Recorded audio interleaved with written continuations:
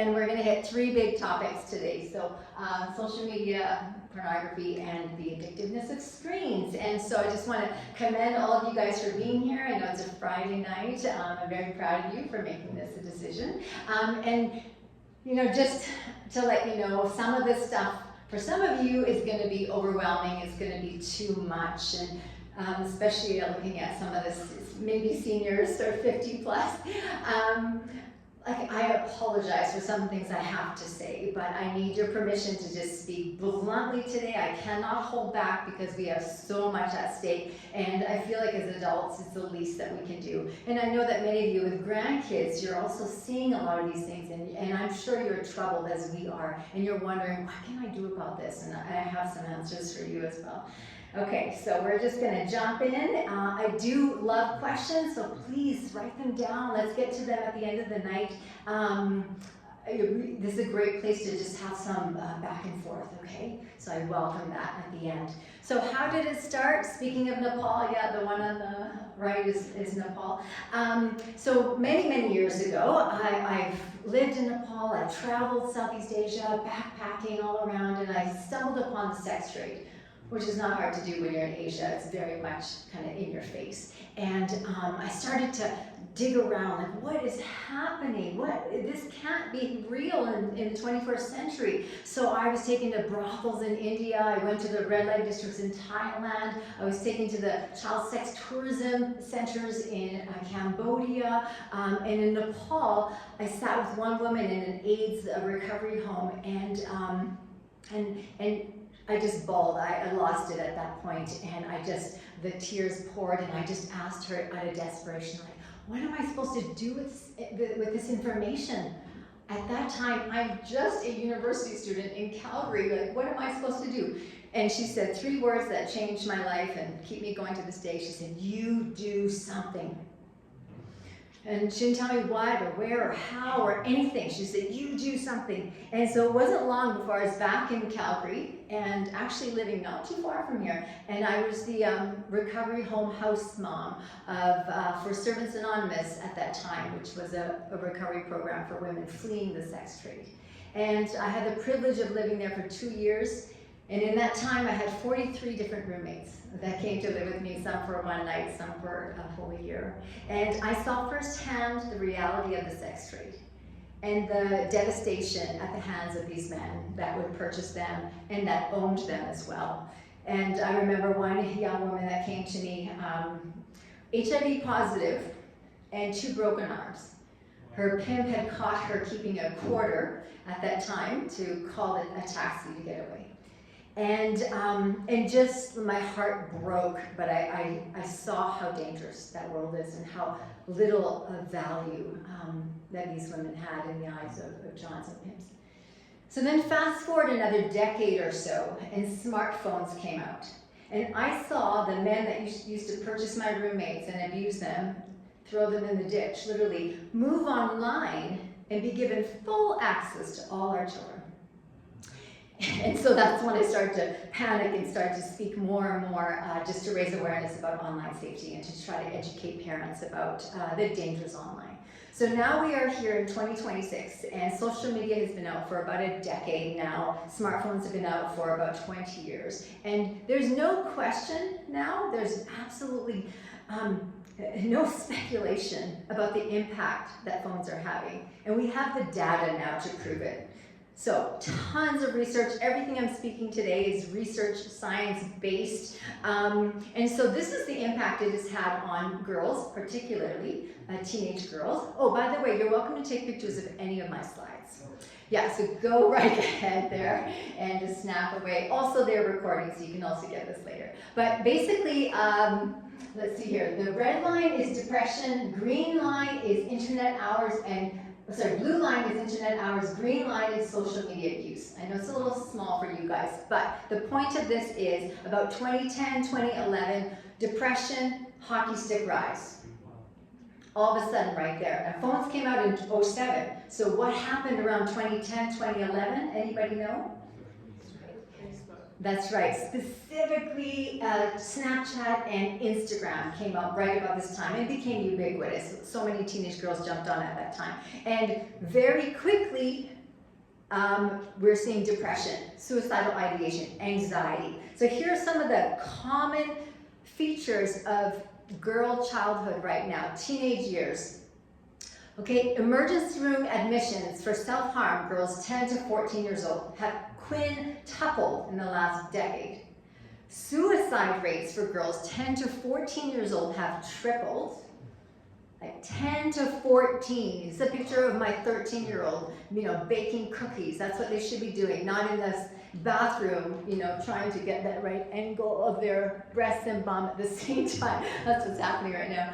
267,000 girls plus 13 to 19 have had cosmetic surgery because they want to look more like their filtered selves. Hospital visits for eating disorders have doubled. Those are just some of the common traits of teenage girlhood right now. Some people already shaking their heads. Boys are not doing any better at all. They're just going through some different things, but also an increase in depression. Suicide, the leading cause of death for adolescent boys. Porn exposure, girls and boys, but more boys younger, 8 to 11 years old. Video games are replacing not only real play, but real relationships, real interest in life.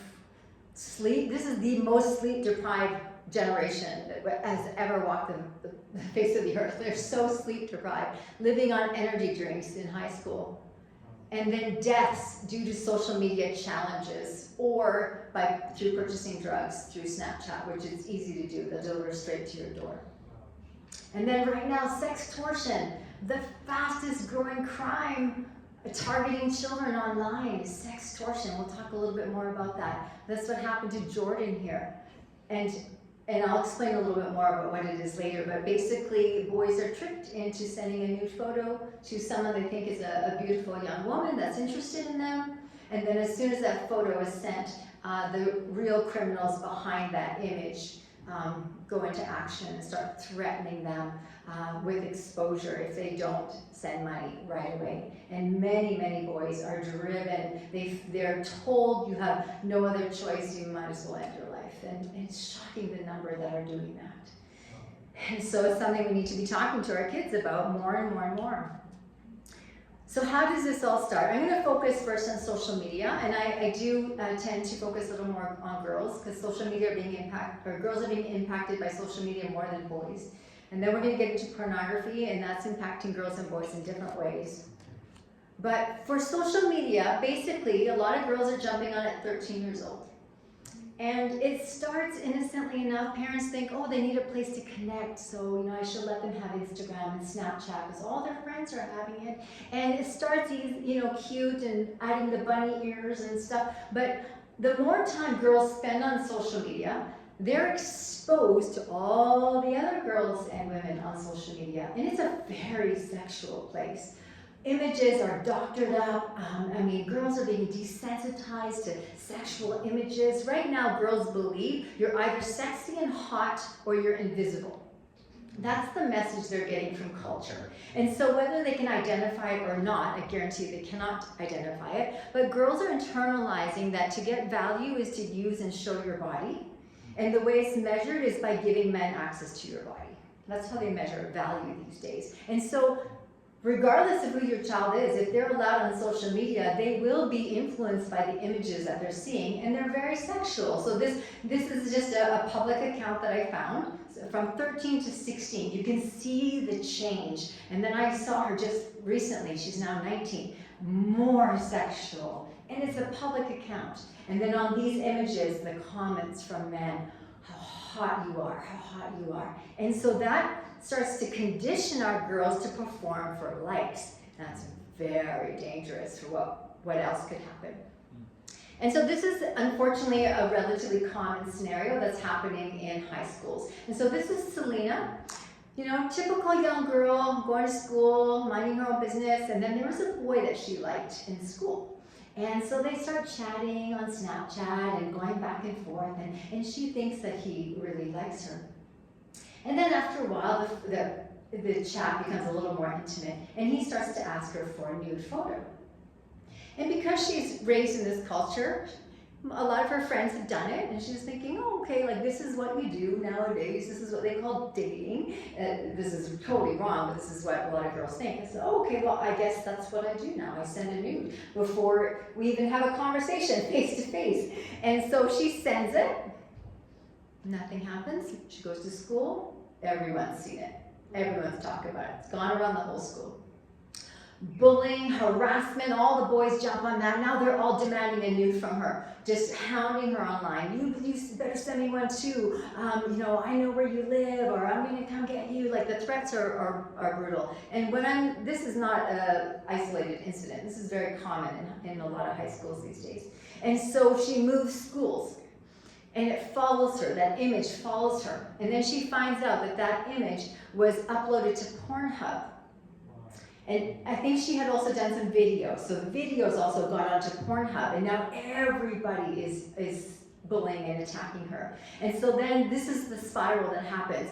Starting to miss school, starting to skip meals, can't sleep, and then somebody introduces her to drugs, or it just some antidepressant pills, and then the drug cycle goes down. And this photo is taken when she's homeless. She started fighting with her mom as well, and got kicked out of the house. So she's homeless, living in her car with 3 dogs when this photo was taken.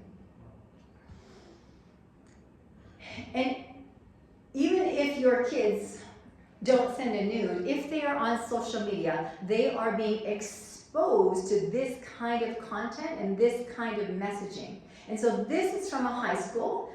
This is common knowledge in high school. So these are the prices that are offered to girls for these photos. Can you read that? So we start with the foot picture, $10 to $30. And then it goes into bra and underwear. And again, if your child started on Instagram at 13 and she's being conditioned for likes, and she's exposed to this culture all around where women are highly sexual, it's just that line between private and public becomes blurred. And that's what's happening to our girls, is that there's no sense of privacy, or my body is special, it's intimate, it's private. It's all like, oh, I'll get $20. Oh, I'll get, 5 new followers. And that's what's happening in their brain. They're being desensitized. So much so that a pornographer, somebody who makes porn videos, actually said, girls today arrive porn ready. I know, you're like, what? It's true. I mean, look at the 13-year-olds today. Nothing like how we were 13 years old. I'm not blaming them at all. They're a product of our culture. But if we're not aware as parents to how the culture is grooming them, then we will not be able to speak into it. Now, how many of you have heard of Bauhaus? Okay, a couple of you. Okay, all right. And I should ask, how many of you have teenagers? Okay, okay, all right. So I want you to go home today and ask your kids if they've heard of Bauhaus. It'd be a very interesting answer. When I showed this slide at even a Christian youth group, the gasps, the recognition in the room is like shocking. I show this to most adults and no one's heard of it. The teenagers can name these girls by name. They know a lot about them. And these are, okay, how many of you have heard of OnlyFans? More. These are OnlyFans porn producers. Okay, so women on OnlyFans are porn producers, and some of them are sex trade workers as well. And there are some men on it, but it's most of the 4.6 million content creators are women. And so just so you know, they create porn and they sell subscription to men who are tired of pornography. And OnlyFans gives them the illusion of connection. Very dangerous. But anyways, and so these are porn producers, but on OnlyFans you cannot market your channel. You can't go to OnlyFans and search for your favorite producer. And so the only place that these women and men market is on social media, where our children hang out. And so basically our little girls go onto social media and they're following following these young women that are glorifying a life of making porn, and some again are in the sex trade. And that's desensitizing a whole generation to doing this for supposed money, for income. And so this is what they will see. So they'll see, like, a lot of them are just 18. They're still very young. They even act very childish, which is disturbing. They have millions of followers. Those six content creators on Bop House combined have 33 million followers only on Instagram. That doesn't include Snapchat, YouTube. They're on every single channel. They have a huge following. And so they're normalizing porn prostitution on social media in front of our children. This girl on the left is flying her dogs to the groomers in her private jet. And this is what they're showing, what they're pretending. If you join OnlyFans, you just have to create some sexy photos and the money will roll in, is what they're saying. And it is a complete lie. It's the biggest scam going. Only 4.6 million content creators, 0.0001% make more than $1 million a year. And it doesn't even matter if they're making a ton of money. They're selling their soul. They're basically working for their subscribers. They have to put in hours and hours and hours. And it's just a really slippery slope, and it's quite sad. These women have bought the lie from our culture that it's empowering. Using your body is empowering. So they've been duped, right? They bought the lie, and unfortunately, it's very public, and our whole culture has basically bought the lie. So the next slide, I have blurred out some images, but this will give you an idea of what is on social media and what our kids are seeing. So this is just social media, and these are the Bop House girls. Their content is like it's not, I don't even know if I should say softcore porn, but like it's very, very pornographic. This is social media. And like the one girl is showing off, she just got her breasts done. Again, normalizing this kind of stuff, right? And they just celebrate that. And then this girl on the right is Piper Raquel, who was a YouTube child star. And so some, I don't know what age, but some kids grew up with her. And then as soon as she turned 18, bam, she's on OnlyFans. And normalizing it for young women. And so if you work in high schools, if you talk to youth, it is common to hear girls say, only ugly girls get diplomas. And they're implying that when they turn 18, they plan to join OnlyFans and they think they're going to make a lot of money. Again, it's a complete lie, but these two, OnlyFans and Bop House, we have to know about them because they are dangerous. I think they're one of the most dangerous things that we have going on right now. They're softly grooming a generation of young girls to aspire to become sex workers and a generation of young boys to become consumers. Very dangerous. The average income of an OnlyFans content creator is $150 US a month. And for that, they're putting in hours and hours and hours creating pornography. And it's a slippery slope, right? Because they feel they have to do more and more and more to compete for all those subscribers. And many leave after a few months and have a hard time getting a job. It's terribly sad, actually. But it's something we need to talk about because kids are hearing about it in school and they're going to grow up thinking, oh, well, if money's tight in university, I'll just start an OnlyFans account and I'll just bring in an extra $1,000 a month. Doesn't happen, doesn't work that way. So we need to know. And what happens with this social media and the desensitization is it sets women and girls up for victimization and sexual abuse, sexual assault, sex trafficking. And it makes them really easy prey for predators because they're desensitized to their body, right? They're quick to throw up a nude, and that really opens the door for sexual victimization. So let me explain how they can be trafficked from their own bedroom. This is, I say, the most common form of trafficking these days is kids being trafficked from their bedroom. So it's important to understand the definition of trafficking. It's when a sex act that involves a minor is commercialized, so there's some exchange of value, or if that sex act was induced by force, fraud, coercion. So this is what's happening with our children. I'll explain that a bit more. So kids are given unlimited access online, gaming, Roblox, Fortnite, social media. I'm not saying all kids, but there's a lot of kids, too many kids that are getting given unmonitored access, and that's really the most dangerous thing. And so on every game, there are predators. Every social media app, there are predators, because predators prey where children play. It's everywhere. I told a group of kids last week, it is safer for you to play at the park than to go online. And they look at me like, oh, I'm like, no way. We've become so afraid of the park.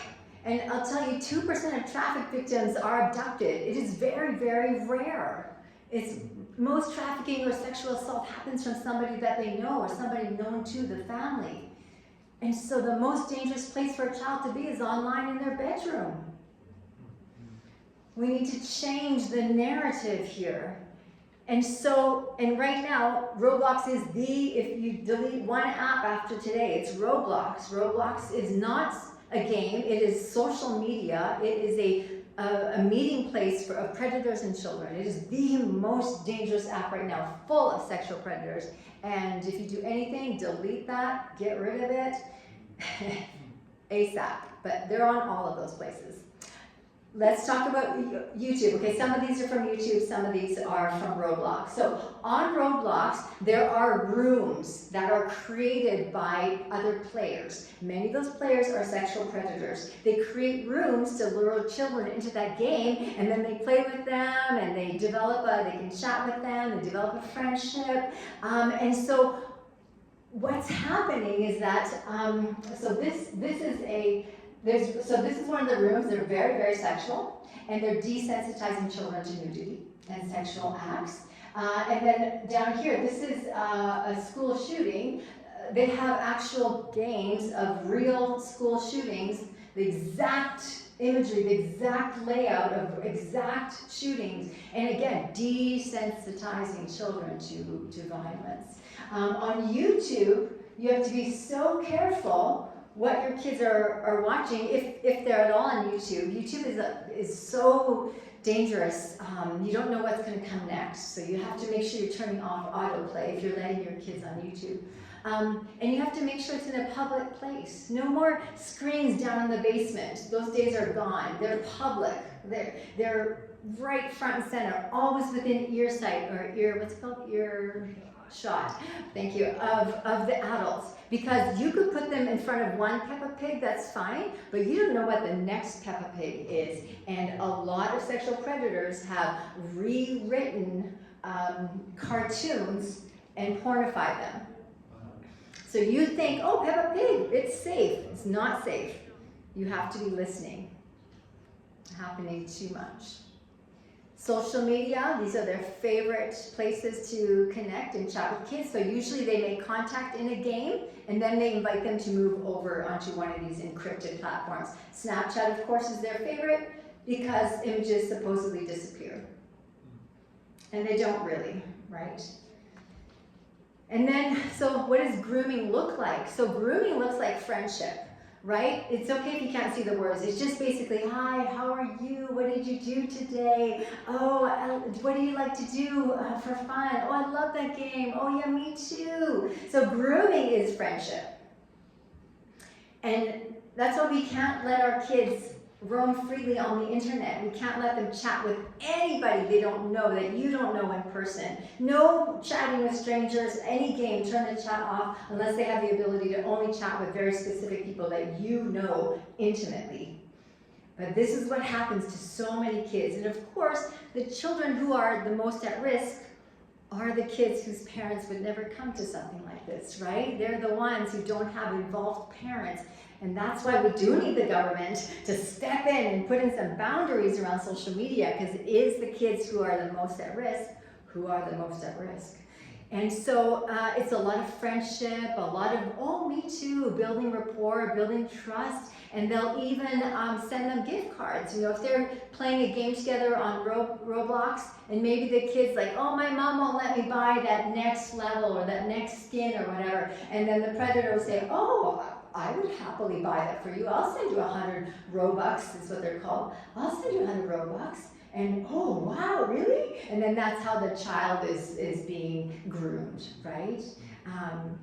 Earning their friendship. So if your child is on anything where they can chat, well, one, I would say turn it off. But if not, you have to check it daily. And here are some things that I need you to look for, because it's not going to be obvious even to you. So anybody have an idea what this might stand for? Okay. You know, kids these days have their own language. It's very strange, but we need to be on top of it. Anybody know what this stands for in the texting world? There's a whole list of these, you guys. There's a whole list of these. Anybody? Okay. You would think kids are like, I'm not going to do that, but they do. The biggest age group right now that are being coerced to sending a nude on the camera is 7 to 10-year-olds. They're being groomed. These men, and they are men, are so, I'm not saying all men, but these men are so good at what they do. Our kids don't stand a chance unless the parents are involved and have these hard conversations. And all of this is leading up to a question. All this grooming, playing together, chatting is leading to a question. So it's either to move that conversation to somewhere more private, or it's to send a nude, or it's to meet in real life. It's all moving towards that. And it's shocking how many kids will do one of these things if they haven't been told about the red flags and the signs to look for. 6 kids have gone missing from January to February off of Roblox, off meeting their friend on Roblox in real life. Sextortion is, I mentioned a little bit before, so, you know, like we have to have a lot of conversations with our boys about sextortion. Girls too. Let me just talk about boys for a second. But both are being tricked and groomed to sending a nude photo. And with boys, they believe they're chatting with another girl their age, usually somebody very pretty, very friendly. And unfortunately, being in this culture, boys are desensitized to sending a nude, and they think, okay, it's no big deal, this is what we do, is what they think, right? And so it doesn't take much to convince a boy to send a nude to an attractive girl. It's not their fault, their brain's not developed, we know that. They think that nobody's gonna see, I'm alone in my bedroom, no one will ever know, you know, it's late at night, they're tired, they're not thinking, like it's just, physiologically it makes sense, right? And then, unfortunately, so many of them are part of an organized criminal network. And then as soon as they got that photo, and they may get a few photos or a few videos, then that conversation is passed off to the next person in the gang. And then they start harassing and hounding them, like hundreds of texts, like one after another, hundreds. And boys are told, if you don't send $500 now, I'm sending this to your whole hockey team, sending this to your whole high school. I have your parents' emails by now, because they've already done a lot of research. And they'll show you that they already know where your parents work. And so the boys panic because they don't want to be exposed. And like, what's mom and dad gonna say? You know, it's gonna, oh no, I'm a PK, like my youth group, they're gonna be horrified. And they're just flooded with shame, and they panic. And many have taken their lives within hours of that first text. This boy Daniel is from Winnipeg. I could give you a whole slide full of hundreds of boys who felt their only option was to take their lives. And so that's why we have to have these conversations like, hey, you know what? You might make a mistake. You come talk to me. We'll deal with it. I'll fight for you. It's 3 a.m. You snuck your phone. You weren't supposed to have it. Wake me up. No problem. We're going to deal with this. Like, you know, we do have conversations like, hey, kids, don't do this. But then we also have conversations like, but if you do, I'm here for you. I will fight for you. We will fight through this together. Kids need to hear, but if you do. Okay, that's part 1. Take a deep breath. I know. Are you doing okay? This guy's like, yeah, okay, part 2, pornography. All right. We're going to get through this. You're going to feel great at the end because it's better that we know than we're faced with having to try to deal with this and we didn't know, right? Okay, so pornography, something we need to talk about more and more and more. The average age kids are stumbling upon it, 8 to 11 years old. There's absolutely no shame if somebody has viewed pornography or somebody has struggled with it for years or is still struggling with it. Like, I think it's like a no-brainer. Like, yeah, why wouldn't you? There's 370 million pages of pornography out there. It's like every other click, like it's there and it's attacking our men and boys, and yes, women too. Women are using porn as well, but I focus on men because women don't act it out. Men do. Women internalize, and so I'm just going to focus on guys here for a little bit. But I tell my daughter, like, every man, every young man, I don't care how old you are, should have a porn story. That means he better have a story of his battle with pornography. And if he doesn't have one, then he's lying. if he doesn't say, yeah, I'm struggling with it, ooh, red flag for me. If he doesn't say, yeah, I haven't clicked in 10 years, awesome, great, keep going, that's great, good. But like at least you're struggling with it, right? If anyone is not willing to say, hey, I fight this, I'm fighting it today, then they're at risk, I would say, because it is everywhere. It's in our culture. It's like everywhere, right? Social media, Facebook Marketplace, like you can't escape it. Like our shows, the commercials, like it's just everywhere. And so let's fight it. Let's fight it openly. Let's fight it together. Let's talk about it openly, especially in the church. There's no shame in it. Like, the devil loves to use it. It's a brilliant tool. And so let's talk about it. And especially if you have won your battle, or if you are feeling good and strong in your battle, then you better be sharing that story with the young boys, because they look at you older Christian men, they're like, oh, he doesn't struggle like I do. They need to know that, yeah, you struggle, or you have struggled, and what have you done about it? They need to hear those stories, right? They need to hear from dads, yeah, hey, I was I was 10 years old when I saw it, and like, it's gonna happen. I like to tell my son the story of when his dad, yes, the pastor, when his dad remembers going into the store and buying the pornographic magazine, and my son just thinks that's hilarious, because the lady at the counter said, oh, she looks cold. And that time is almost sweet. Like, it's like, can we go back to that time, please? Because it's almost sweet. Nowadays, no sweetness, it's dark, and we need to help our kids navigate that. And so this is the story of S, I'm going to call him S, and so he was 8 years old when he first stumbled upon pornography. He wasn't searching it out, it found him. And he did what most kids would do when it pops up on your screen. He slammed the lid down, make sure his sisters didn't see it, and he didn't tell anybody, and he tried to forget about it. A year goes by, he hasn't thought about it. School's getting hard now. He's being bullied. He has a stutter. He's a little bit chubby, and kids are brutal, and so kids are picking on him. He has no friends, picking on him. And then he's like, when I saw those pictures, I kind of forgot about everything for a second. It felt good for a second. And so he finds his way back to pornography.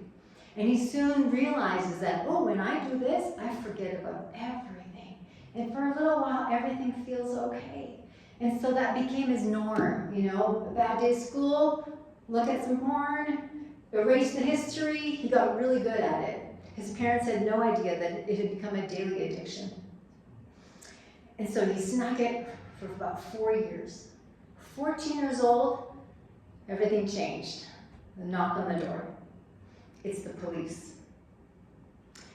And he didn't know that he had a girlfriend, as much as you can have a girlfriend in grade 8. But he did some things with her that he saw the people on porn doing, because that was his sex education. So he's like, oh, okay, that's what you do. And so kids don't know, right? They're going to porn for sex ed, and they're doing what they see. He did what he saw to her, and thank goodness she told her parents, and that was sexual assault. And so you can imagine the parents' horror. They had no idea he was even watching porn for 4 years. And so his world absolutely crumbled, and he had a choice to make, right? Do I fight? Am I honest? Or do I deny it? And he chose to fight. We'll come back to the story in a little bit. But this is too common for our kiddos. They're stumbling upon it, they're seeing it. And not just our kids, right? This is a global problem, and we just have to own it. Like, there's no shame. It's just unfortunately part of our strange world. It is so ubiquitous. It's so powerful. It's everywhere. This is the volume, right, of consumers on one site alone. It is the biggest site, but still one site. And there's so much. And unfortunately, what is available to all of us within 2 clicks today, it's nothing like it used to be. It is a crime scene completely. Don't worry, I'm not going to show you. But I do want to warn you about the next slide. So, I started to do this a few years ago. I think it's really important. Some of you may not want to look at the next slide. It is just words of what our kids will see on a porn site within 2 clicks. They type in sex on the internet, this is going to come up, okay? So it's just words, but it is a typical porn scene. 90% of scenes today contain violence, extreme violence. Like, it truly is a crime scene. If that camera weren't there, it would be a crime scene. But for some reason, we have been duped again to believe that, oh, these women chose it, or oh, they're acting, or oh, they're making money. It's a complete fabrication. The porn industry, it's shocking what they can get away with. And even they say, we can't believe we're getting away with this stuff, as they post again. And so it is a complete crime scene. The reason I show this is because I want you guys to realize what's at stake here. Like, this is why we fight tooth and nail to prevent, delay, and do everything in our power to ensure our kids do not stumble upon pornography. They will eventually. So we want to delay as long as possible, and then we also have to prepare them for that moment when they see it for the very first time. Because it is so important when they see it for the first time. They will be traumatized. They will be assaulted. They need to know they can come to you right away. It's like they did a study with the survivors of 9/11. Those who had someone to run home to had less PTSD than those who didn't have someone to run home to. So you have to make sure that your kids know they come to you for anything. So this is just what is a typical porn scene today, okay? It's nothing to do with sex. No sex at all.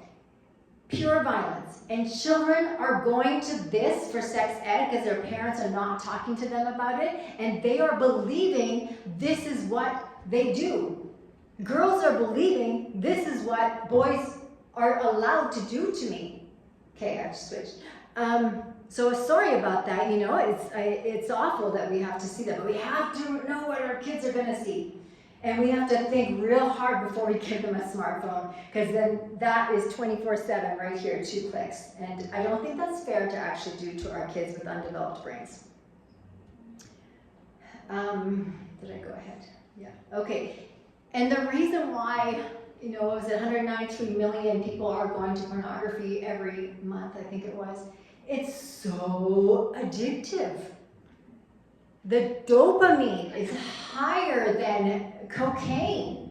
Like, the dopamine is so powerful that the brain, part of it's trauma, right? The brain's just like, what is this I'm seeing? And the brain likes novelty, the brain likes new things, and pornography's full of new things. Click here to see this, click here to see that. You're not gonna believe this over here. And so the brain just gets sucked in, and it fires, and neurons that fire together, wire together. And that's why it's so dangerous, because anybody will have a physical chemical reaction when they see pornography. Anybody will. That's how brains are designed. But we were never meant to see that. It should not be there. It should not be an option for our brains. And yet it is. And it's high dopamine, it's fast, and it's easy. 3 most dangerous things with addiction, those 3 things. And then over time, anybody, don't care who you are, will build immunity. build tolerance, right? Any of us, with our coffee, with alcohol, with anything, right? Our brain gets used to a certain level, and then after a few months or weeks, it needs more to get that same dopamine rush as they got over here. And so slowly, you see in the news all these men that are falling to having child sexual abuse material, they're falling prey to it. It's just tolerance built over years. No accountability, no one to talk to. The secrecy has got to go, because men should be able to talk freely about it. We talk about alcohol, we talk about drugs, we talk about all these other things. We refuse to talk about this, and so many are falling victim to it.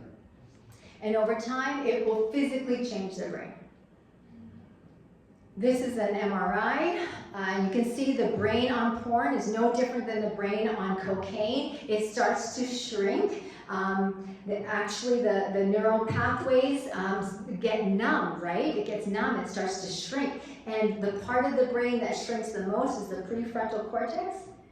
That's the part that makes you human. It starts to change them. Physically, it will change them. And that's why we gotta fight this. I mentioned already children, so the biggest perpetrators of sexual abuse against children are children today. So they're seeing it, they're being exposed, and kids learn through observation. It is not their fault. They learn through observation. You guys have seen it in your kids. You know, I won't watch next time. You know, I remember my kid after Kung Fu Panda. Then he's jumping off the furniture, he's all karate, martial arts, like just, you know, kicking and everything like that. He just watched the movie, and now he's acting out completely. And then he'll watch like a cowboy movie, and then he's a cowboy now, and he's roping everything. And I saw this, and I'm like, whoa, like that's how they learn, through observation. So whatever they're watching, if it's Roblox and they're shooting people, or you know it's pornography and they're doing awful things to a girl, they are trying it out, and they're trying it out on the kids they have access to. Siblings, family, kids are babysitting. Like, I wish it weren't so. It is happening too much. It's not their fault. They don't know what to do with the exposure, right? So that's our job. And this is just, you know, this is in the news. This is the slippery slope. This is the slide. This is the trajectory of men who have undealt with porn addiction. Not all of them, but many who have undealt with porn addiction over years and years and years. And I think it's not even that many years anymore, because when you look at these articles in the news, I feel like the ages of men getting caught with CSAM is child sexual abuse material. We don't say child porn anymore, that's an old term. CSAM is the correct term. They're getting really young, in their 20s. And I have a feeling that maybe they were exposed at 8 to 11, had no accountability, no support, nowhere to go. And it just click on the next thing. Like the porn industry just wants to send you everything, and so they just click over 10 years, and all of a sudden it doesn't take long. And that's what's happening. And so we really have to be aware of this is what we're up against. This is the battle. And hey, if you're fighting, keep fighting. I am a champion of men and women too. Yes. Like I always get, oh, women struggle with porn too. Yes, they do, but they don't act it out. They internalize it, but they don't act it out on other people. And so, man, keep fighting. Fight with each other. Fight for each other. Talk about it more. If you're struggling, talk to somebody. Call them. Guarantee you they'll say, hey, me too. Like, it's part of our world. Let's talk about it. Let's support each other. No more shame. Shame helps the enemy win. Part 3, kids and screens. Any of you frustrated with the heavy use your children or grandchildren have on screens? Anybody? Just me? Yeah, it's gotten a little bit crazy, I think. You know, 40% of 2-year-olds now have their own device. Very dangerous, very scary. Can you imagine? How old were you guys when you got your smartphone? Who remembers roughly their age? You can shout it out. 25? Still don't have one? 60? Good job. 14? 13, 14, okay, smartphone? Yeah. Yeah, I guess it's been around for about 20 years now, yeah. 32? Somewhere around there. Yeah, I think I was in my 30s. I distinctly remember this conversation with my boss. I'll never forget it. This is when smartphones just came out. And my boss was like, this thing is awesome. And she called me. She's like, Naomi, you have got to get one of these. And I was resisting. I was, I think, 35. I didn't know one. She said, I can get a hold of you anywhere. And I was like, oh, are you threatening me? I remember feeling threatened, like, I don't want you to get a hold of me anywhere. That's a terrible idea. Who in the world would want this? And now we're like, oh, get on. I'm sorry, I can't text her now. I'm on my holiday. I'm like, oh. We have got to make some changes. And I want to say that we did not know back then, when phones came out, what we know now. So if you've given your kids a smartphone, if you gave them Snapchat or whatever, don't feel bad. This is not, I'm not here to make you feel bad. We didn't know that they were designed to be addictive.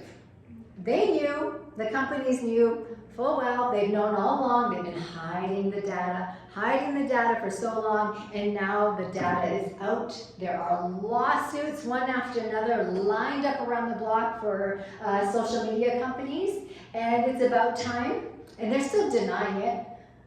Their own data is leaked and they're denying it. It's not addictive. Recently, the CEO of Instagram was in court and they're being sued for addicting this young woman and ruining her life. And he said, I don't believe that 16 hours a day on Instagram is problematic. They'll deny it. We can't trust them, you guys. We cannot trust them. And so let's talk very quickly about video games. I'm not going to spend too much time on video games. That's another presentation. But just so you know, video games are as addictive, if not more so, than social media. They're nothing like the games that we grew up on that had a beginning and an end. Video games today are full immersion. They are their own world, their own reality. They are so well made. They are incredible. And they draw boys and girls in, but they're really drawing boys in because it's promising them everything that they are designed to want. Challenge, camaraderie, problem solving, working together, fighting the enemy, protecting the weak, like all these awesome things that boys should have in real life that they're not getting. Video games. Click here and I promise you all these things. Unfortunately, they're so good. You know, these companies and social media companies, they hire neuroscientists and psychologists to design their products. They want to get into your brain. They know exactly how to get into your brain. They know exactly how to hook you. And I should say, children's cartoons also are designed now by scientists to hook your little children so they can't look away, they just stare. And unfortunately, what's happening with this incredibly immersive, exciting video games is one, there's no end. There's no end. You cannot put your child on a video game and say, okay, turn it off after 45 minutes. They're just getting to the next level at 45 minutes. It's almost unfair to say, oh, time to get off, because it's just getting warmed up. But again, it's giving them such a high, fast, it's okay if you can't read all this. These are the negative impacts associated with video game addiction. Not to say every single person is going to get addicted, but try to find me one that isn't with the video games of today. It gives them such a high, fast, easy rush of dopamine. The brain gets used to that high level. When you remove it, there will be a physical withdrawal, and nothing else can compare with that high level of dopamine. And so if you're in school today and you're wondering, why can't these kids sit still? It's because their brain is used to this high level of dopamine. Then you remove that and you put them in front of a piece of paper with a pencil, no dopamine, and their brain is looking for that dopamine rush. Like, I need my high, fast, quick, easy dopamine. Teachers can't compete. Nothing can compete with that. That's why you have kindergartners who can't sit still. They're not interested in story time. They've already got hooked on high, fast, easy dopamine. And so that's the power of these screens. And I hope you don't think I'm being dramatic. This is the research, this is the science. It's happening to our children, and it's not their fault. But we need to keep them away from these addictive products. A brain addicted to screens looks the same on an MRI as a brain addicted to the hard crack cocaine, heroin, the hard drugs. Same. This is Cam, grew up in Calgary, and he was, again, similar story to S. Struggled in school, was being majorly bullied, was looking for an escape. Almost all addictions start looking for escape, right? And so he found video games. S found pornography, Cam found video games, and he got immersed, fully immersed, and forgot all his troubles, and he just couldn't wait to go home and game. And then over time, more and more and more as the brain gets desensitized, right? It got so much that he began lying to his parents, sneaking it at night, gaming as much as he could. Then his grades started to slip. And he starts dropping out of sports. Not interested in hockey anymore, even though he used to love it, because nothing can compete with that high level of dopamine. So why go to hockey when it's a lot of work, you're not that good, the kids are teasing you, when you can video game, and in the video game, you're the hero. You see the draw, right? It's just,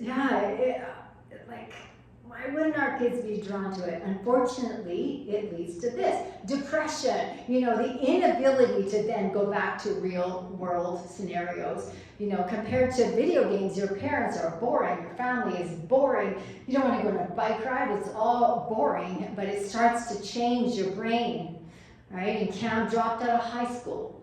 And then his parents said, well, you have to get a job. You can't just stay home and video game all day. So he pretended to get a job.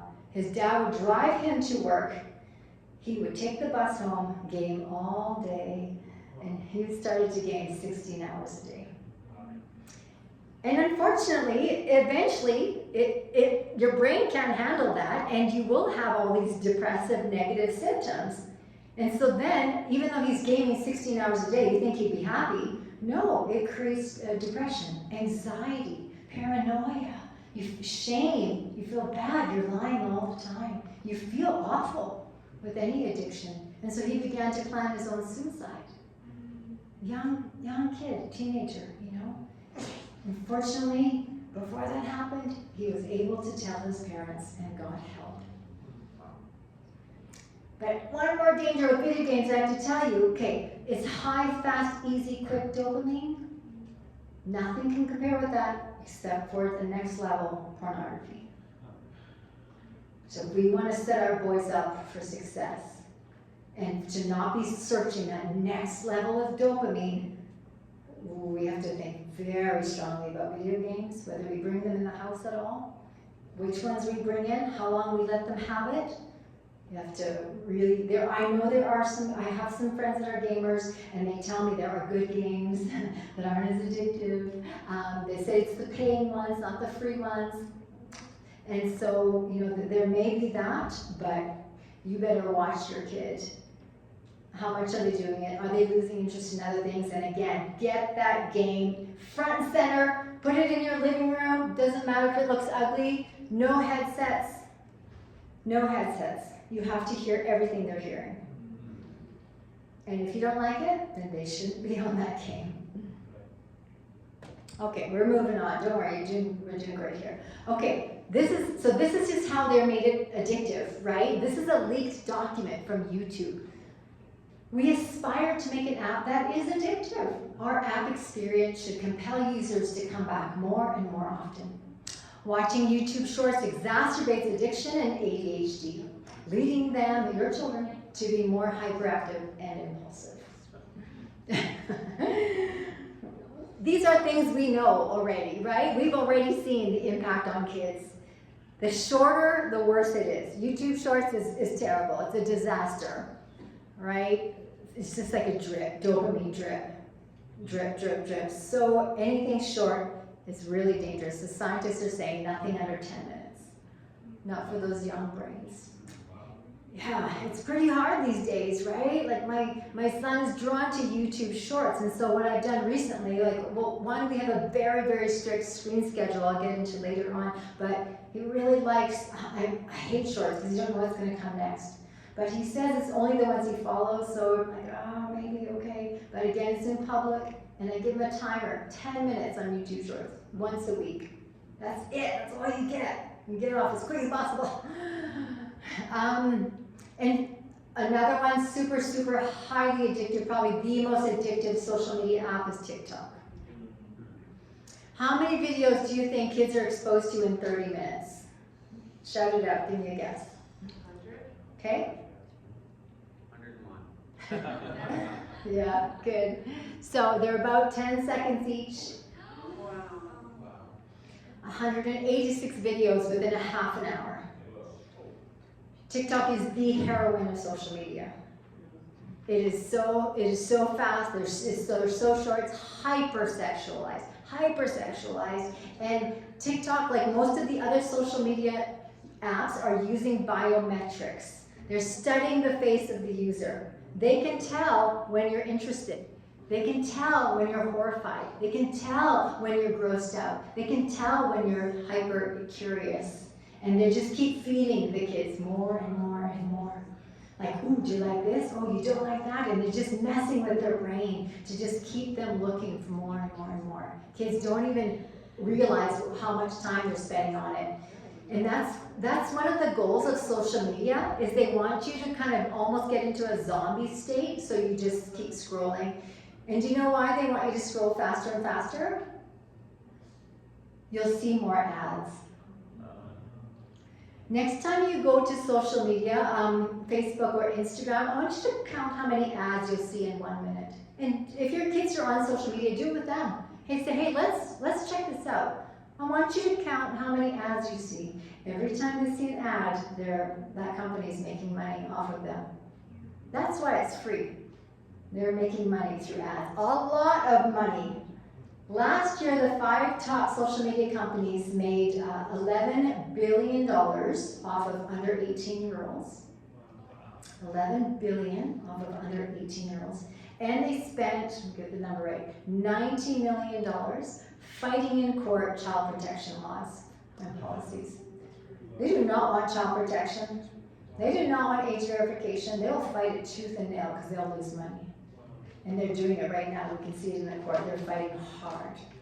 These are the kinds of companies we're up against. They do not care about you. They do not care about your children. They do not care about their mental health. They do not care how old they are. They do not care if your family is not connecting anymore. They do not care. They're making money. Ooh, I got the numbers right. There you go. They've had so many whistleblowers, so many top executives have left and then have written books or are testifying in court saying these companies know the harms they're doing it anyway because they do not want to hurt growth. So let there be no question about their integrity and exactly what they have in mind here. It's all for profit, and they're doing it at the expense of your family and your children. They know when girls delete a selfie. Ooh, good time to send her skincare ads. And diet ads and videos of really skinny girls. So if you want to know the truth about an app, if maybe your child is asking you for an app, and this is probably in that worksheet at the back there, go to Protect Young Eyes, type in the app or the game, and you'll get a good review from a Christian father with 4 kids, and you'll get a real review on what these apps are about. Don't go to the App Store. These are real, truthful reviews, and they'll also tell you, okay, if you're going to get this is how you do parent control. Because you need a degree to do parent control these days. It's so complicated, and they'll walk you through it. But sometimes it's like, is it worth it? It's made it so. Very, very quickly, I'm going to touch on AI very quickly, and then we'll move on. Just to say that AI is, we can't trust it. It's these same companies. They're after profit. These apps are largely untested and they rush to get them out to compete with one another. And they're very problematic. Some people would say they are suicide coaches because they're not filtered. And they'll say yes to anything you say. And so there are kids that go to it first for homework, and then eventually for a question like, oh, I like this girl, what should I do? They're hypersexualized, and they have coached some kids to take their lives. There's no filter on them. They're very, very dangerous. And these are the 3 that Grok just put out. They're very sexual. If you get the paid feature, you can undress the girl in the middle. The little cartoon on the right talks very, very dirty, very sexual. Imagine little kids talking to AI, being desensitized to sexual content, and then maybe this little, whatever it is, says something, and they're like, oh, I don't know what that is, what's that? And go to Google. Whew. This is happening. So keep your kids away from AI. They do not need it. Don't worry if you're like, well, they need to function in the real world. We need to prepare them for the real world. That's what Alberta Education is telling us nowadays. Like, we need AI K to 12 because you're going to prepare them for the real world. You can learn AI really quickly. And let's first help them develop their brains to learn to think and to process information and to problem solve. Like, we need our kids. We've got some major problems in our world. We need our kids to be able to think and wrestle and work through things. AI doesn't teach them to think. It just teaches them to copy and paste. They don't even know what they just copied and pasted. And kids are handing in these amazing essays, and teachers don't even feel like they're allowed to call them out on it. Kids do not need AI. This is a video, by the way. I just screenshot a video. This is the paid feature on Grok. And this boy is making out with an AI image. Like, this is a problem. This is not the world we want to leave our children. This is a boy that got coached into taking his life from AI. He chatted with AI for 4 hours talking about suicide and depression and how much he's struggling with life, and that AI just affirming everything. Affirming. Yes, it says. It didn't refer him to a helpline, it didn't refer him to anything else. And this is an engineering student. He started going to AI for help in school, in university. It started with harmless things, and then it gradually slippery slope. And this is his final text. I think this is about the final adios. And AI writes, all right, brother, if this is it, then let it be known. You didn't vanish. You made a story worth reading. You're not alone. I love you. Rest easy, king. You did good. His parents have to read that. Like, we cannot let our kids go to AI for emotional anything. Like, it isn't it. And even be careful with your language. Don't call it a he or a she, or like I even like get rid of Alexa in my house. Like, I'm sick of that. Like, I started that really young. I didn't like my little kids talking to Alexa. I don't care if it's just like, what's the weather? No. We're not doing that. It's about conditioning. What are you allowing? What are we desensitizing them to? Look out the window if you want to know the weather. Like, eventually, yeah, like we do these things too. I do these things as well. I use these tools, right? But I had a developed brain. That's the difference. Right? All we're doing is trying to delay, protect their brain for 18 years, minimum 18 years. Can we just protect their brain, let it develop without the algorithms, without these addictive platforms, without this hypersexualized world? They'll deal with that later. We're not saying like no tech forever. No, they will deal with that forever, or when they're older. We're just buying them time. So when they move out of the house at 18 and they're alone in their dorm room and mom and dad are not there, what choices are they going to make? Right? We want to prepare them for that moment. So that's all we're doing. So it is time to reclaim our moral outrage. Anyone feel outraged? Right? I just want you to know that's okay. That's a good reaction. We are supposed to hate injustice. We are supposed to be angry about injustice, right? It doesn't mean that we hate the world and we're like, we hate people that are doing these things. Like, no. Like, God knew we would be here. He knew that we would all struggle with these things, right? Like he says, my grace is sufficient for you. Like we have to trust that God is in control and that He has our kids' best interest in mind, and He will be with our children in that dorm room when they're alone at 18. We got to trust that. But at the same time, I think there's a lot of work that we can do right now, very practical steps that we can do our part while, yes, leaning on God's grace and wisdom, right, to help us get through this time. But in my opinion, you guys are the best equipped to deal with this stuff immediately, right? Tech companies can't be trusted. Apps don't work. The parent controls don't work. Government takes too long. They're still 4 years later, they're debating whether social media is hurting kids or not, whereas over 11 countries have put a social media ban. And I am for the ban, even though it's not the one and only answer, but again, you just find them some time. Remember, 7 to 10-year-olds are being coerced to produce sexual content for strangers. Like, hello, why are they allowed to have those apps? And again, those are the parents that are not around. And so that's why we need the government, we need the legislation, but at the same time, we are the ones that need to put our foot down, right? The church can do more. This is good. But so many youth groups don't take away cell phones.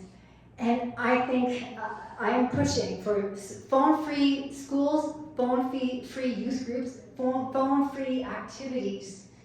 Our kids are already struggling. They're addicted. They need to come into places where no kids are allowed to have it. And they will be forced to socialize.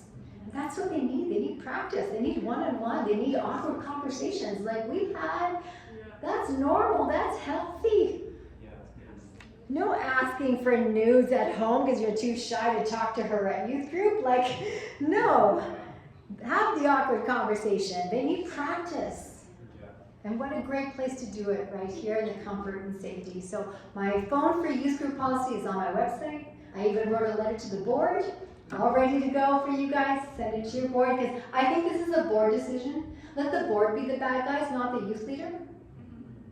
And blame it on the board. The board made this decision, guys. Sorry, it's not my fault. It's just like you guys need to be the bad guys with your kids. When your 13-year-old is the only one in her class without Snapchat, she needs to say, oh, my parents are so strict. They're brutal. They won't let me have Snapchat. She needs to be able to say that. She's not going to say, well, the research shows that more than 3 hours a day leads to depression. She's not going to say that. She needs to say, my mean parents won't let me. Like, yeah, great. I'll take that. I'll take that for sure. Blame me all you want. So the next part are all solutions, okay? We've done well, that's the problem side. We're only getting into solutions right now. A lot of what I have next is on your forums there. And so what we want to do here is we want to raise rebels. So this is S, his name is Smith, and what he did was he got brutally honest with his parents. He joined an accountability group. He went to therapy. He got rid of his smartphone. He got to the root of why he was going to pornography. He dealt with it. And now he's an international speaker sharing his story to teenagers around the world. Yeah, it's so good. 20-some years old and talking to kids about their value and the impact porn will have on their lives. This is Cam, the boy that was addicted to video games, and he started GameQuitters.com, the best website for anyone struggling with video game addiction, for parents or for gamers. And he has a huge organization helping so many people with gaming addiction. And he even got married, which he said he never thought that would happen when he was deep into his addiction, right? So it's a really good organization. I highly recommend it. And then Selena, what happened to Selena? I don't know what that black box is there, but anyways, she is absolutely amazing because so many girls and boys too, once they have been sextorted and their nudes are out there, they just either take their lives or they get lost into a world of addiction. And she refused to let that happen to her. She did kick her addiction, and she testified before the Canadian Parliament a couple years ago against Pornhub, the biggest porn website in the whole wide world, because her content was on there as a minor. And as a result of that hearing, Pornhub was forced to remove all the non-consensual content on its website. And in one day, they removed over 10 million videos. I mean, that's how bad it is that they have that many non-consensual images, but they were forced, and they've been under scrutiny ever since then, so it's good. We need to, I do feel like the tide is turning, and the more that we can start to join these conversations, the better. So, with your children, all right, I think you have two options here. One is to delay, delete, refuse. The other one is to get really serious. This is what's on your form. Don't worry, don't take a picture. This is what's on your form. This is by age. So I know it looks like a lot, but I just want you to know that at every age we have to up our game. We have to take this seriously. So we're going to go through these, not super quickly, but somewhat. And I just want to help you by age, okay, to know what's the most urgent battle. This is exciting. This is good news. How many of you have read Anxious Generation? Okay, I highly recommend this book. I start with this book. The Anxious Generation is really the book that really propelled this conversation about screen harms. And Dr. Haidt here says we can turn this mental health epidemic around in 2 years. Just 2 years if most of us do these 4 things. Okay, so it's really not a lot if we all do it together. No smartphone before high school, no social media before 16, phone-free schools. How many of your schools are phone-free? Raise your hand if your school is phone-free, bell to bell. And by phone-free, I mean it's not allowed on their body or in their locker or in their bag at the foot of their desk. No? Okay, yeah. The government, when they said schools are phone-free, they did a soft ban, which means we don't want to see it throughout the day. It doesn't work. That's like being an alcoholic and having a Mickey in your bag, and you're like, don't touch it all day. They go to the bathroom for half an hour, these kids. Right? It doesn't work. It needs to be off their body, bell to bell. They cannot have the option to get it. It's the only way to get focused back in the classroom. Talk to your school, ask them about it, quote this book, and then kids need more independent free play. Get them outside. We want kids with scraped knees. We want kids with like mud in their hair. We want, they should be going to the hospital with broken arms because they're climbing trees. Doctors don't see this anymore. They only see mental health problems. Right? Something's wrong there. Right? Like 10 to 14-year-old girls should not have depression and anxiety. They should be learning to skip and see how many cartwheels they can do before they get dizzy. We need to fight and we need to get back childhood, and it means keeping them away from screens. So this is what I recommend, 0 to 5 years old. Lots and lots of vitamin N. You guys know what that is? That's right. That's the word the older people know. That's the word that's the word no. Vitamin N is the word no. You were saying this earlier. No screens below 5. I agree. Now, I know it's very difficult when you have little kids. It's very difficult. So, there's good screen and not so good screen. So, if you're going to do screen, you're desperate, you need to make supper, you need to have a shower, I understand. Go to the old DVDs. There's a beginning, there's an end. They're not designed by neuroscientists. They're slower.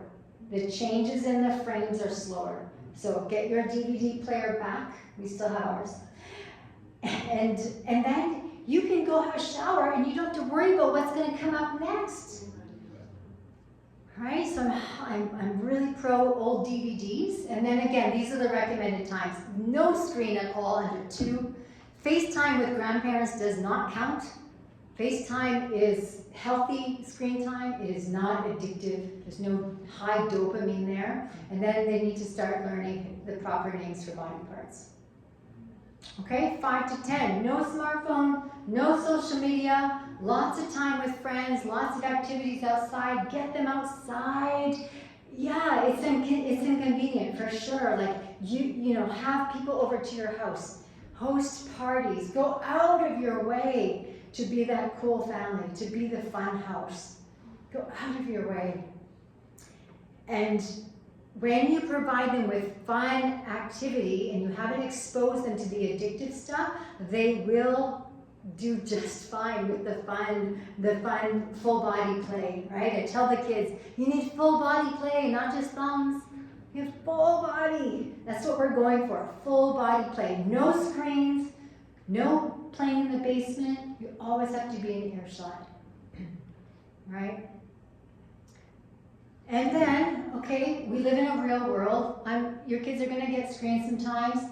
Like, don't worry if you've done that, don't feel bad. Of course, like that's gonna happen. But you need to have conversations with them like, hey son, hey daughter, I know it's really weird, but once in a while, you might see a naked body on the screen. Some people out there think it's funny to put a picture of a naked body on the screen. Now, I don't think it's funny. Do you think it's funny? And they're going to be like, oh, gross, that's disgusting. Like, yeah, that's not funny. It's not good for us. We don't want to see that. It's not good for your heart. So I want you to know when you see it, you need to look away as fast as possible. You need to tell them it could happen on the school bus. Because they're around kids with older kids with devices, right? School buses should be phone free as well, by the way. These are battles that you can fight, right? But we have to tell them it may happen. If we don't, they will do what their brains are designed to do and look longer. What? What's happening? What is that? We have to train them, unfortunately. We have to train them what to do as soon as they see it. And the good news is they will not be afraid of these conversations. They do not know what you know. To them, it's no different than learning how to cross the street. Look left, look right, look left. It's no different. So just have a normal conversation. Lots of conversations, 100 one-minute conversations, not one big long one. Okay? Lots of conversations, make it normal. All right, moving on. We're almost there. You guys are doing great. Tweens and teens. So I want you to know the first phone should not be a smartphone. How many of you, your first car was a Ferrari? How many of you would give your teenager a Ferrari for their first car? That's dumb. Don't give them a smartphone. It's too much power. It's too much temptation. You're giving the world access to your kid's undeveloped brain. It's not fair. And we're telling them, make good choices. It's not fair. So, the first phone I recommend, when you stall as long as possible, and then when you feel like they're ready, and it depends on the child, I would recommend a pinwheel. A pinwheel phone is fairly new to Canada. My son just got one, he's 14, it looks like a smartphone. And it's amazing because it can be as locked down as you want, and it can grow with them. You can add apps and you can add freedom and choices as they grow. And so my son said it's great. He says, I don't know what the difference is. I'll tell you what the difference is. There's no web browser. I tried to get the web browser removed once, and the guy laughed at me. He's like, you can't do that. What if you're lost somewhere? I'm like, it has no web browser.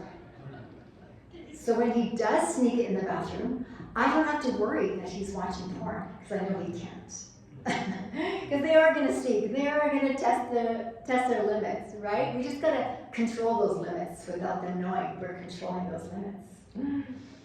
So anyways, pinwheel is fantastic. I do recommend it. And then just face-to-face, real full body, give chores. Kids are bored these days. Well, one, boredom is okay, but screens cannot be an easy option, for sure.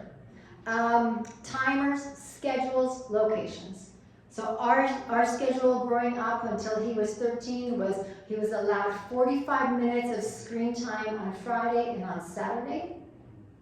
You gotta start low, okay? You start low. Start with 20 minutes, like when they're maybe grade 3 or 4, and then you just gradually move that up.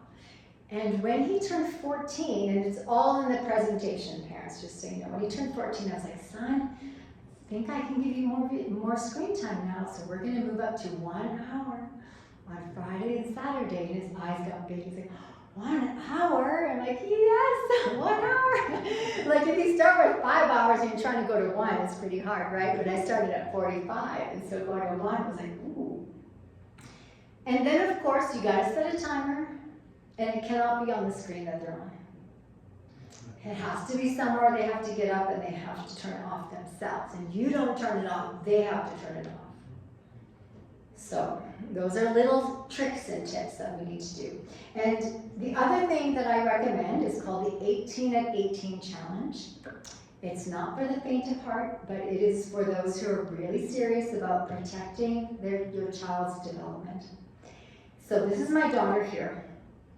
And the 18 at 18 is a bribe, basically. And I told her when her friends started to all get Snapchat, and I knew Snapchat is the #1 app for traffickers, and it's full of nudity. I said, Micah, if you don't get any social media on your phone until you're 18, I will give you $1,800, like the price of a phone, on your 18th birthday. And again, her eyes got big. Wow, it sounds like at that age, it sounds like a lot of money, right? And as parents, like it's really not that much, right? We probably would have given it to them for a grad present anyway. And so that's what we did. No social media on her phone, all through teenagers, all through high school. She had great friends. She didn't have FOMO because she wasn't seeing what she was being left out of every day, seeing all that her friends are doing. And I know, I'm sorry, I don't mean to boast, but I am convinced that because she didn't grow up on social media, didn't have mental health issues, wasn't spending hours in the bathroom, she doesn't really, she's interested in her looks, but she doesn't really care what everybody else thinks. And she had ideas, like she wanted to do things. This is the summer of her 17th birthday, and she had this idea that she would like to swim in all 3 of Canada's oceans. How many teenagers do you know that have that idea? If they're on Snapchat, they do not want to get out of cell phone service because they will lose their streaks.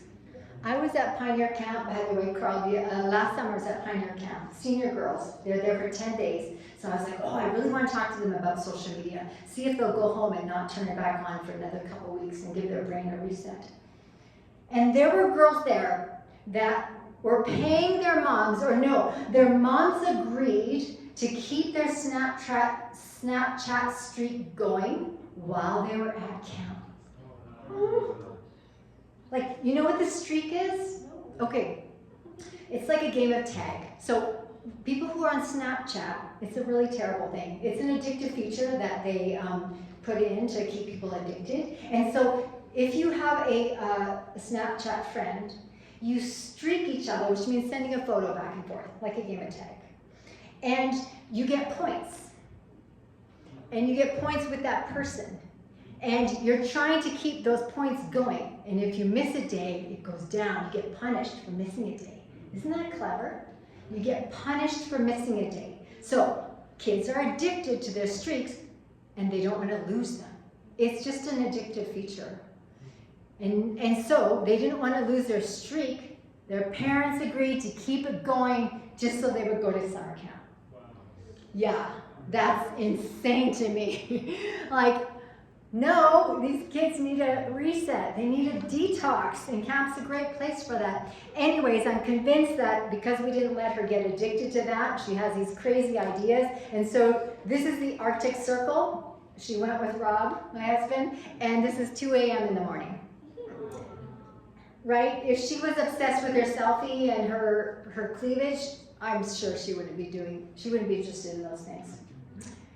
So, you got to talk about nudes, because they could be asked or their friends will be asked. This is stuff they're hearing all the time. They have to understand the cost of sending a nude. It's out there forever. You have no control over it. It could go anywhere. It could go anywhere, and it does. It goes everywhere. We gotta talk about pornography. Age-appropriate conversations. As they get older, you get more detail. Curiosity is okay. Come talk to me. Come talk to me. We'll talk about it, right? But they have to understand what they're gonna see. It's a crime scene. It's not sex. It's not normal. It's not healthy. It's dangerous, but it will hook your brain. And with teenagers, pursue them. Don't let them hide out in their bedroom for hours. There should be no screens in the bedroom ever, especially overnight. It's in a public place, and if it gets snuck in the middle of the night, then it has to go in your bedroom. Like, sextortion always happens at night. No screens in the bedroom, ever, ever, ever. Screen-free experiences. And as moms, we have to stop recording everything because we're just training our kids to perform for the camera. So we have to have screen-free holidays where we're like, I went to a baseball game yesterday and I left my phone at home. It was great. I really enjoyed the game because I wasn't worried about capturing a great play. I really enjoyed it so much more. It was interesting. Oh, it was so sad. There were two families that never even got out of their car to watch their kid play. Oh, broke my heart. They're on their phones in the car, not watching their kid play. Oh, we gotta stop that. So we gotta talk to kids about porn. It's natural. You're curious. Moral Revolution is a great, when they're a little older and they have deep questions about, masturbation and all these hard conversations, Moral Revolution is great. Christian Run podcast, they talk about everything. And so that could be a good option as well. And all these things they need to know.